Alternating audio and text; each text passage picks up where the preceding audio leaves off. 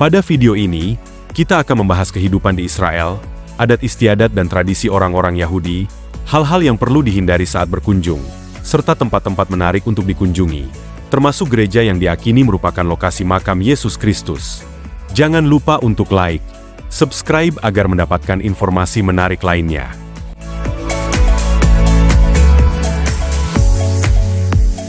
Nomor 1. Israel adalah salah satu negara berdaulat termuda di dunia, dan penciptaannya didasarkan pada salah satu dokumen tertua, yaitu Kitab Suci Kuno yang terdapat dalam Perjanjian Lama.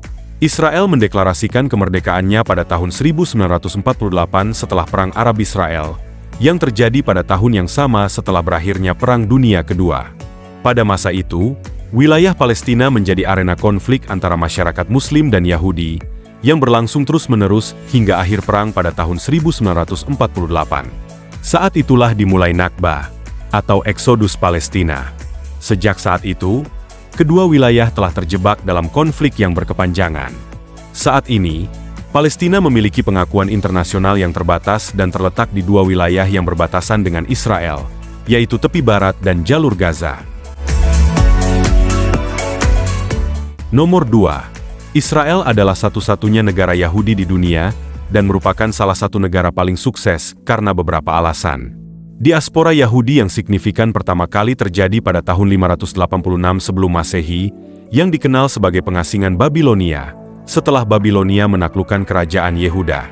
Banyak orang Yahudi dideportasi ke perbudakan, dan sebagai hasilnya, mereka menjadi minoritas di negara-negara tempat mereka tinggal. Hal ini memberikan insentif bagi mereka untuk unggul, mengingat kondisi sebagai minoritas. Mereka juga membangun jaringan sosial yang kuat untuk saling membantu dalam kehidupan pribadi dan profesional. Di sisi lain, mereka selalu siap menghadapi ancaman eksternal. Karena sumber daya alam yang terbatas, mereka menempatkan fokus yang lebih besar pada pendidikan dan pengembangan manusia, mirip dengan negara-negara seperti Jepang, Taiwan, dan Singapura. Selain itu, dengan wilayah yang relatif kecil, Israel memiliki konsentrasi tinggi individu berbakat, yang memudahkan inovasi dan pengembangan intelektual. Nomor 3. Israel adalah satu-satunya negara di dunia yang berhasil menghidupkan kembali bahasa yang mati. Setelah diaspora Yahudi, penduduk mulai menggunakan bahasa lain, dan bahasa Ibrani terus digunakan hanya untuk urusan agama. Dengan munculnya nasionalisme Yahudi dan Zionisme, bahasa Ibrani mulai ditemukan kembali dan sekarang menjadi bahasa resmi negara. Bahasa Aram, di sisi lain, hampir punah dan hanya digunakan di beberapa daerah di Suriah. Kedua bahasa ditulis dari kanan ke kiri dan dari atas ke bawah. Perjanjian Lama ditulis dalam bahasa Ibrani, dan banyak nama umum berasal dari sana, seperti Sarah, Maria, Anna, Michael, John, dan Raphael.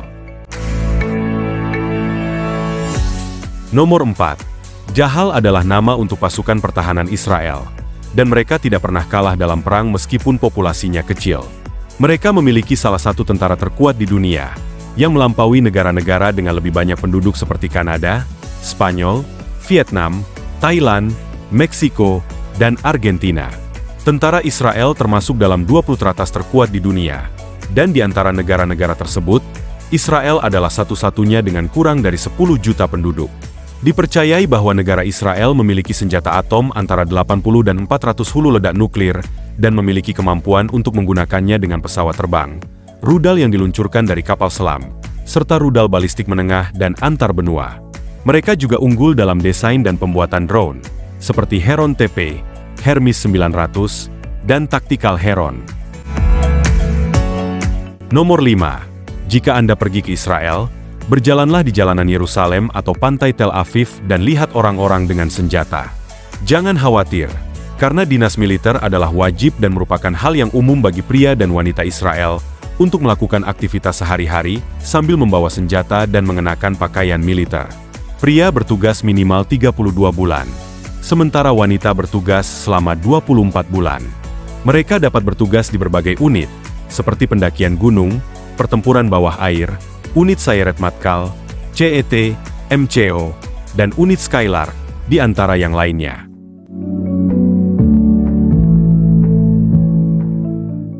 Nomor 6. Di antara unit khusus Israel, Sayeret Matkal menonjol, yang mengkhususkan diri dalam operasi sabotase, intelijen maritim, penyelamatan, pendaratan, dan serangan. Unit lain adalah Skylark, yang mengoperasikan drone atau kendaraan udara tak berawak yang mengkhususkan diri dalam pengintaian, pengawasan, penyelamatan, pencarian, dan transportasi.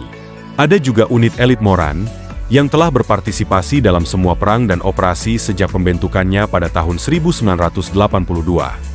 Kegiatan unit ini diklasifikasikan, dan menurut Israel, mereka dapat menemukan dan menghancurkan target hingga 12,4 km jauhnya. Nomor 7, Israel adalah salah satu negara paling maju secara teknologi, dengan lebih dari 4.000 perusahaan di sektor ini. Sebanyak 60 dari 500 perusahaan teknologi terbesar di dunia adalah milik Israel, hanya di belakang Amerika Serikat dan Tiongkok. Pekerja dan perusahaan Israel telah berkontribusi pada penciptaan perangkat keras dan produk untuk perusahaan besar seperti Apple, Google, Intel, dan Microsoft, di antara lainnya. Hal ini sebagian disebabkan oleh negara yang menghabiskan sebagian besar sumber dayanya untuk penelitian, pendidikan yang sangat baik, dan daya saing yang menjadi ciri khas negara serta warganya. Nomor 8. Israel adalah negara kedua dengan jumlah mahasiswa terbanyak yang melanjutkan pendidikan ke universitas, hanya di belakang Kanada. Universitas berfungsi sebagai pusat pengajaran dan penelitian, mendidik siswa untuk mengambil inisiatif dalam meneliti dan mengembangkan keterampilan kewirausahaan. Di sisi lain, pendidikan sangat dihargai secara budaya, dan orang dewasa mendorong anak-anak mereka untuk menghargainya sejak usia muda. Nomor 9, ada serangkaian hal yang tidak boleh Anda lakukan di Israel, atau yang harus Anda ketahui. Jangan bicara tentang politik, karena sejarah Israel, orang-orang Yahudi, dan konflik mereka yang terus-menerus adalah topik yang rumit dan dapat menyebabkan kesalahpahaman. Dianjurkan juga untuk mengetahui tentang makanan kosher, yaitu makanan yang diizinkan dalam tradisi Yahudi. Hewan kosher adalah hewan pemamah biak dengan kuku terbelah dan tidak termasuk hewan yang merangkak, seperti unta dan babi, yang tidak boleh dimakan. Produk yang berasal dari keduanya juga tidak diperbolehkan. Ada aturan lain, seperti orang Yahudi hanya boleh makan makanan kosher yang disiapkan oleh orang Yahudi. Daging dan produk susu tidak boleh dicampur, dan setiap peralatan dapur harus digunakan untuk memasak jenis makanan tertentu. Selain itu, jangan menyentuh orang Yahudi Ortodoks dari lawan jenis, karena hukum Yudaisme Ortodoks melarang kontak dengan anggota lawan jenis, kecuali suami, istri, kerabat, atau anak-anak. Nomor 10. Sesuatu yang sangat penting adalah tidak menjelajahi alam di Israel, karena negara ini sedang berkonflik. Selain itu, disarankan untuk berpakaian sopan tanpa menunjukkan terlalu banyak, karena ada banyak tempat yang dianggap suci. Di sisi lain, disarankan untuk tidak membawa buku-buku agama atau tulisan-tulisan dalam bahasa Arab yang dapat membuat Anda menjadi tersangka. Nomor 11. Kalender Ibrani adalah kalender lunasolar yang didasarkan pada pergerakan bulan mengelilingi bumi selama sebulan dan bumi mengorbit matahari selama setahun. Kalender ini dimulai dengan Kejadian, buku pertama dari Taurat dan Perjanjian Lama, dan terdiri dari algoritma perhitungan astronomi serta matematika. Tahun Gregorian 2020 setara dengan tahun Ibrani 5780. Nomor 12. Yom Kippur adalah hari paling suci dalam agama Yahudi, yang dikenal sebagai hari pertobatan, pengampunan, dan penebusan dosa. Hari ini jatuh pada hari ke-10 bulan Yahudi Tishrei. Pada tanggal ini, puasa dilakukan selama sekitar 25 jam sebagai cara untuk menunjukkan pertobatan atas kesalahan yang dilakukan pada tahun lalu. Sebagian besar penduduk Israel tidak mengikuti tradisi Yahudi ini, tetapi mereka tidak mengemudi. Jalanan kosong dan toko-toko serta restoran tutup. Nomor 13. Jika Anda pergi ke restoran di Israel, tinggalkan tip. Ini diharapkan karena pelayan lebih mengandalkan tip daripada gaji mereka. Jika Anda senang dengan layanan yang diberikan, biasanya meninggalkan tip sebesar 15% dari harga makanan atau lebih. Jika Anda tidak puas, setidaknya tinggalkan 10%. Nomor 14. Ibu kota resmi Israel adalah Yerusalem, dan seperti negara lainnya, Kota ini dianggap sebagai tanah suci. Dalam Perang 6 Hari pada tahun 1967, Israel menaklukkan bagian timur Yerusalem dan kemudian mendeklarasikannya sebagai ibu kota abadi yang tidak dapat dibagi.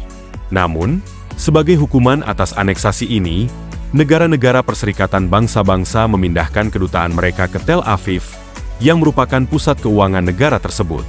Pada tahun 2018, atas perintah Donald Trump, Kedutaan Besar Amerika Serikat dipindahkan ke Yerusalem.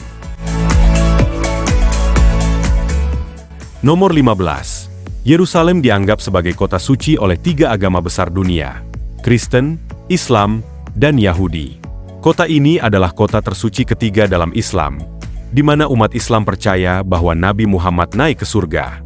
Selain itu, ini adalah arah awal yang dihadapi umat Islam ketika berdoa sebelum berbalik ke Mekah. Kita telah menjelajahi berbagai fakta menarik tentang Israel, mulai dari sejarahnya yang kaya hingga kebudayaannya yang unik. Dari peran penting Yerusalem sebagai kota suci hingga inovasi teknologi yang luar biasa, Israel benar-benar menawarkan banyak hal yang patut untuk dijelajahi dan dipahami. Namun, perjalanan kita belum berakhir.